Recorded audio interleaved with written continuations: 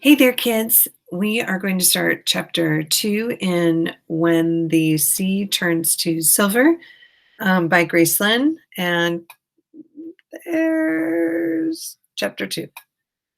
Pinmay had not realized how long it had been winter until she was getting the rice for dinner. When she reached into the jar, her fingers touched the bottom of the container. Pinmay drew back her hand as if stung. It was too soon. She was only supposed to feel the smooth base when the tree tips were green and the swallows were awake and singing. But the breath of the black tortoise of winter was still shaking the bare tree branches, and the birds were still as asleep as mussels deep in the sea. Pinmay, Amma called. What are you doing? Where's the rice? Pinmay grabbed a bowl and filled it, and she brought it to Amma. Her grandmother shook her head. We shouldn't be using that bowl, Pinmay, Amma said. And Pinmay realized she was holding the blue rice bowl with the white rabbit painted on it. Sorry, Pinmay said. You know that bowl is only for special occasions, Amma said. My grandfather received it from the king of the city of bright moonlight, Pinmay finished, an impish smile curving. But he wasn't the king yet when your grandfather got it, so I don't think it counts as a royal gift. You only tease your poor grandmother when we are alone. Amma pretended to sigh. When I tell people how you taunt an old woman, they don't believe me. Little Pinmay, they say, she's just a shy little mouse. Pinmay made a face as Amma grinned at her. It was true that now, alone with Amma, her words did not freeze in her throat. She didn't know why at the sight of anyone unfamiliar she felt like a fish trapped in a bowl of rice, unable to even gasp for air. An old grandmother is not enough company for a child, Amma said, her voice fading. Maybe trying to keep you safe by living up on this high mountain is selfish. Yushan lives even higher, Pinmay said. You can even see the sea from where he lives, and above him, at the very top, is the mountain spirit. But we never see him. Pinmay looked at her grandmother. Why don't we ever see the mountain spirit? Pinmay asked. You'd think we would because we live on the mountain. We do see him, Amma said. You know the mountain spirit is also called the old man of the moon, so you see him every time you look at the moon. That's not what I meant, Pinmay said.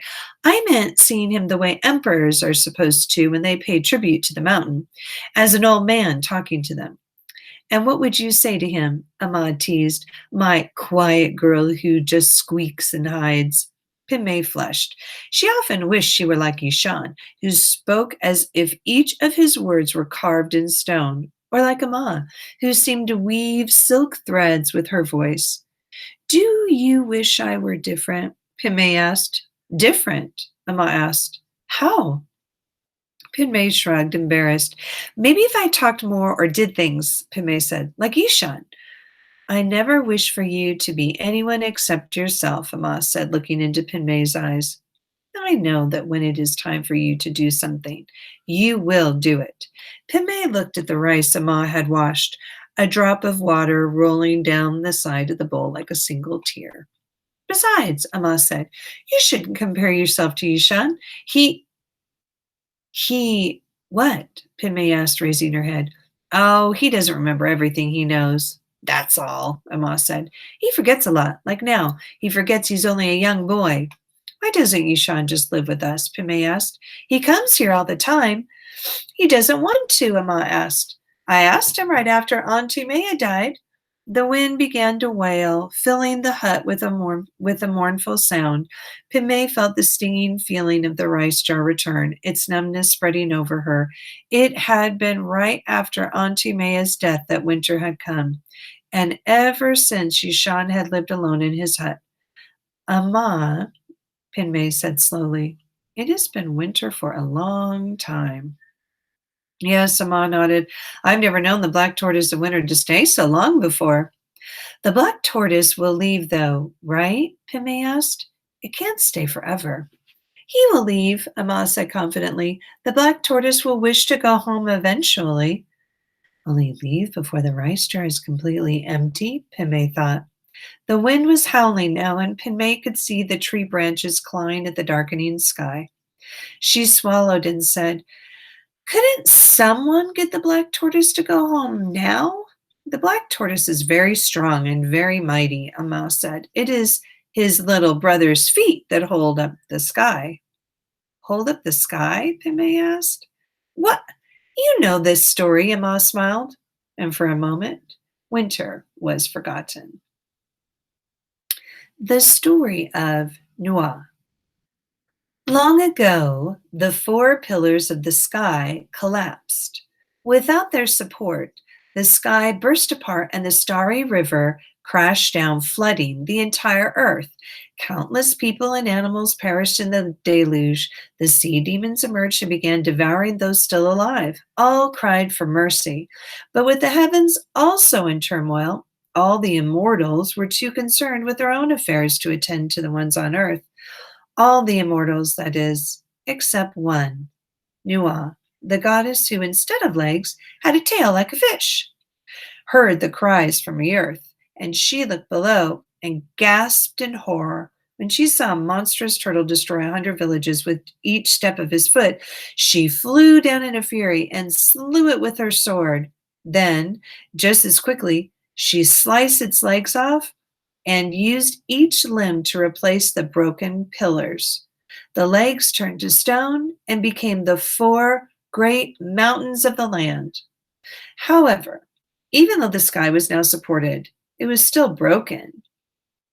A starry river gushed through the holes, flooding the earth. Noah gathered stones of 5 colors and shoved them into each opening, but she could not find a stone to fill the largest gap. The water dislodged every rock she tried to place in the gash, each failure creating more death. Noah saw the devastation and knew that what she must do. She looked at her husband, Fuxi, in the distance, and a single tear fell from her eye. Goodbye, Noah whispered. At that moment, Fuxi realized what was happening. Noah! He shouted, his hands grabbing. It was too late. Noah slipped from his grasp and thrust herself into the hole of the sky. In an instant, her body turned to stone. Fuxi stared. Clasped in his fingers was only a single strand of Noah's hair, a tiny drop of blood falling from it. His wife was gone. Fuxi bellowed a sound of grief, a thunder that shook the heavens and 4 new mountains of the earth. But the starry river flooded no more. The turtle that Noah slew, Amma finished, was the younger brother of the black tortoise of winter. His little brother's feet turned into mountains strong enough to hold up the sky. Imagine how powerful the black tortoise must be. So when you ask if anyone could make him go home, well, if one could make the black tortoise do anything, that person would be invincible. Why don't we ever see the black tortoise then? Pinmay said. If he's so big, he would be hard to miss. The black tortoise brings winter just as a dragon brings spring, Amma said. Only the most honored animals are chosen for the job. And that makes them invincible? Asked Pinmay. Yes, Amma said in a tone so unusual. Pinmay looked up. Amma, Pinmay asked, how do you know this? Oh, Amma said, a friend told me. She lifted the corner of the pot of rice and steam rose like a thick smoke veiling her face. Amma, these stories aren't real, are they? Pinmay asked. Was there really a tortoise or a Noah? Amma spooned the rice from the pot. She handed Pinmay her plain bowl, the cooked grain shining like a mound of pearls against the dark pottery. They say when you see a rainbow in the sky, you are seeing Noah and the colored stones she put there, Amma said. She gave Pinmay a smile, her face wrinkling like the pit of a peach. Whether you'd believe that or any of the things I tell you is up to you. And that's the end of chapter 2. And here's, whoa, chapter 3.